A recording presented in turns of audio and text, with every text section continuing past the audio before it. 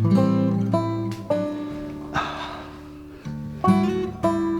guys, welcome back to the channel.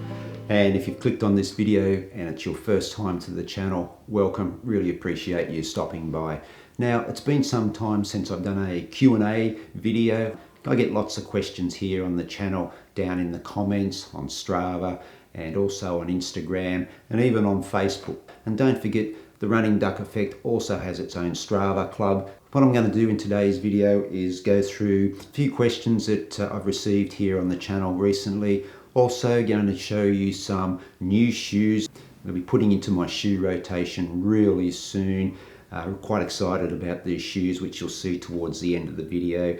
It's my first entry into the dark side of shoes. Alright, so let's get into your questions. Okay, so the first question comes from Summer of Stacey, and her question is, was there ever a time that you did not have to walk some during your MAF training? I just want to have a realistic outlook for my own MAF training, especially since I live in a fairly hilly area. Yes, I did have to walk in the very early stages of my MAF running. A lot of people do, just depending on your level of fitness. But don't be worried about it, because it's all about sticking to a heart rate range and building that aerobic base.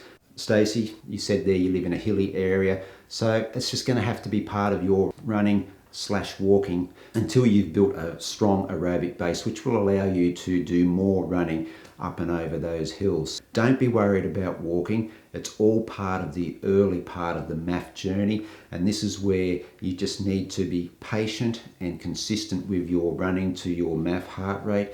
I know it's frustrating, but I can guarantee you that it does get better, it does get easier, your aerobic base does get stronger. Okay, so the next question comes from Wade, and Wade's question is also about Maffetone running. His question is, I too do the MAF method, and at the age of 50 am an avid runner for the last 2 years. Wondering, when you mentioned speed blocks leading up to your races, what do you do in those speed blocks? Thanks, Wade from Halifax, Nova Scotia, Canada. Specific speed blocks running to the MAF. Have made quite a few videos on this subject in recent times. Put up there a link, Wade, for you to go back and have a look at some of those videos. Make sure, if you are thinking about doing any sort of speed related training block as part of the Maffetone method, make sure that you've given yourself a really good space of time to build that aerobic base. So I'm talking 3-6 months, maybe longer for some people, before you even contemplate getting into some speed sessions. For me, when I started doing the Maffetone method, I took about 6 or 8 months before I built in a 4-week speed training block. Now, in that training block, I actually went outside the Maffetone heart rate range, where I did specific interval sessions, hill sessions, tempos, timed efforts and things like that. In recent times, as part of that Maffetone training block that I did as part of the MAF or 80-20 project, which I'm now halfway through, I did interval running at my Maffetone heart rate. Now, this takes a little bit more concentration and a little bit more determination to stick to your heart rate. I got some good benefits out of that just by running a little bit quicker, but also sticking to that heart rate. But my suggestion would be to make sure that you've got a strong aerobic base before you do any type of speed work. Check out those videos, Wade, and they might give you some ideas. They might give you some ideas. And now this next question is from Ripton, and he says, hi, a fan from England. First off, I envy your weather out there. What I wanted to know was more about your diet, how you power your body. Okay, Ripton here. We're having some great weather here at the moment. We're just coming into winter here in Queensland in Australia. I think this is probably the best time of the year, especially for running. We get some really crisp mornings, and it's just perfect conditions. On my diet, about 18 months ago, I completely changed my diet. I went to a plant-based vegan diet. No specific reason. I just got to the stage where I just really wasn't enjoying eating meat and dairy products. Trish, my wife, and I decided that we would give the vegan diet a try for a month initially. We enjoyed doing that. I said, okay, let's do it for 12 months and see what happens. Got to 12 months last October, still doing it. rather than go through everything about how I power my body, I'm going to make a video coming up shortly where I'll just take you through a day and show you what I actually eat. So Ripton, make sure you look out for that video. Okay, so this question's from Carlo, and he wants to know, what software are you using for your calendar? Great training program and video, thank you. Thanks Carlo, and thanks, really do appreciate your comment and also for watching the channel. Now I use the didnt software, and I've been using that ever since I started the coaching side of the Running Duck Effect. I have all my runners use the didnt platform. It's quite user friendly for not only me, who's not the most tech savvy guy, but also for my athletes. So yeah, I use didnt, Carlo. If you want more information about that, just Google didnt. All right, so the next question is from Johan. I wonder if adding to MAF just strides and hill repeats, both full recovery 20 to 30 second efforts, would result in a better performance while not adding lactate or extended high intensity intervals to the mix, keeping it 98% MAF.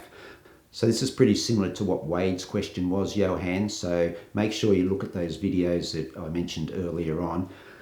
Definitely yes, I really think that strides are the hidden gem of running. They're not really a specific session that you're going to go and thrash the body. It's just, you can do 6, 8 or 10, 15, 20 or 30 second strides at the end of a run, and you're not going to get your heart rate elevated too high, you're not working too hard, and if you're giving yourself a good recovery between each stride, you should find that your heart rate doesn't get too elevated. So I reckon they are bang on for just building a little bit more leg speed, especially if you're doing the MAF. I reckon they're a great tool to use. Hills, a little bit more difficult with the MAF, because obviously when you are running uphill, your heart rate is going to be elevated because you are working harder. It's just natural that your heart rate's going to jump up a little bit, but you can still do it. I have made videos here also on the channel about running hills with the MAF. So go back and have a look at those, Johan. If you can stick to your heart rate range running with the MAF and add in some strides and some hills, I think you'll find that they will definitely improve your running, and most definitely I would think that they will improve your performance. So these final two questions are from Strava. So the first question is, Chris asks, am I liking the 20% after all that 80% easy running? I guess what Chris means there is after running for the MAF for that 11 weeks as part of the project that I'm doing. Short answer, Chris, yes. Really enjoying getting the legs turning over a little bit quicker. I do really enjoy that faster pace, and I do really enjoy the speed sessions. There's a video coming out, actually the next video, guys, if you check that one out early next week, where I take you through the first speed session that I do as part of the 80-20 training block that I'm in. I really enjoy the MAF. It has a part to play in my running in the future, but right at this moment, as part of this project, really enjoying the 20% where I can just open the throttle up. And the very last question comes from Barry on Strava, and he asks, you like the shoes, the New Balance Fuel Cell Rebel version 2 for a recovery run. Okay, Barry, I'm going to show you a little bit of footage in a moment about these shoes. But the short answer is yes, I really enjoy running in these shoes. These shoes are perfect for a recovery run. Really nice and soft, really comfortable ride. I think in the first impression, one word that I gave for those shoes were bouncy. Nothing's changed there after the next couple of runs. Just bopping along in the New Balance Fuel Cell Rebel version 2s this morning. And they are a really fun shoe to run in.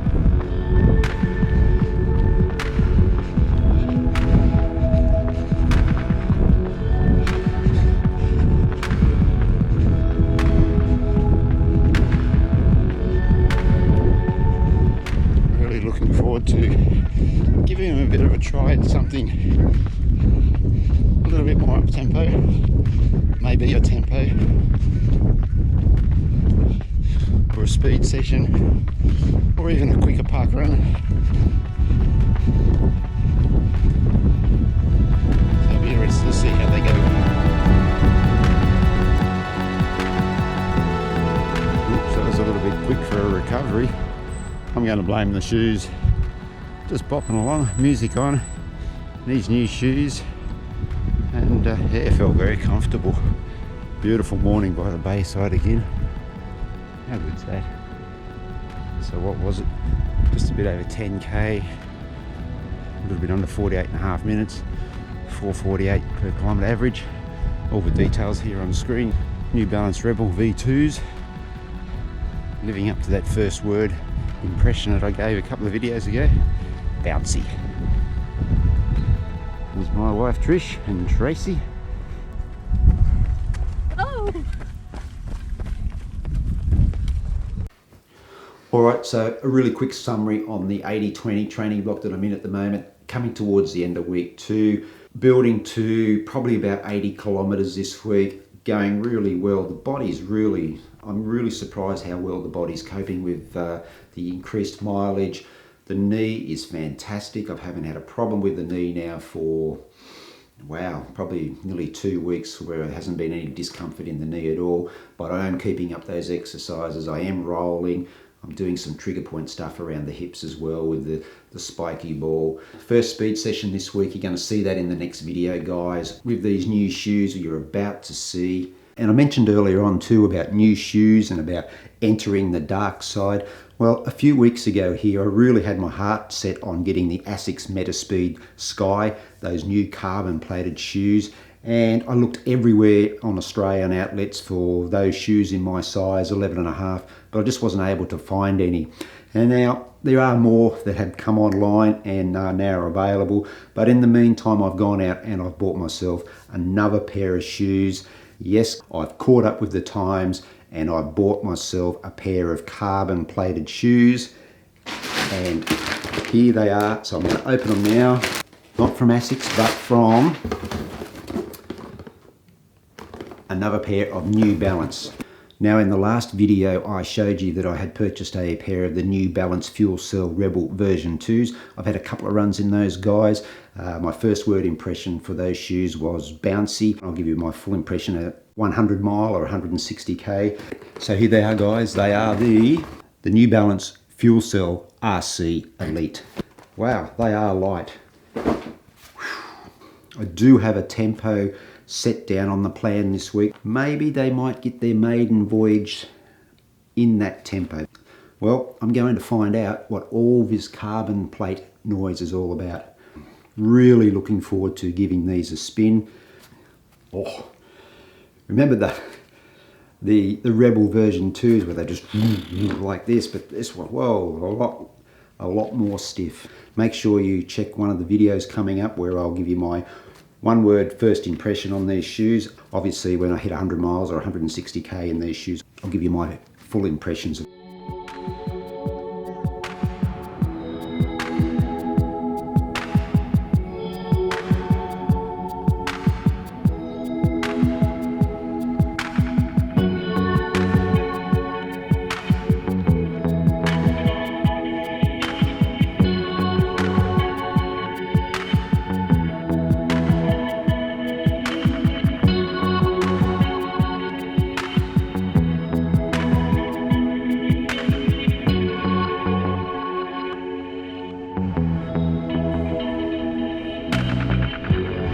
Almost ready.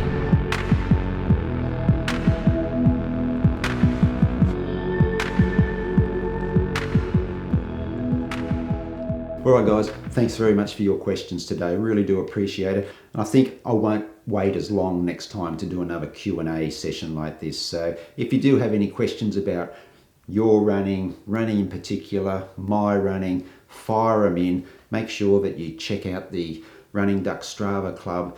Make sure you check out our Facebook page too, guys, trying to build that up a little bit and get a little bit more of a running community feel to it. You can check me out on Instagram. I'm posting there most days. So I'm getting out and about all over social media, so I'm really easy to get in touch with, guys. And also in the descriptions below, there's the email address to the Running Duck Effect. So if you've got anything you want to know, hit us up on social media or hit us up in the emails, and I'll try to answer your questions. That's the end of this video, guys. Thanks very much for watching all the way through. Make sure you give this video a thumbs up, because those likes really do help the channel here on YouTube. Thanks for watching. Until next time, Stay safe, happy running, and I'll catch you then. Hooroo.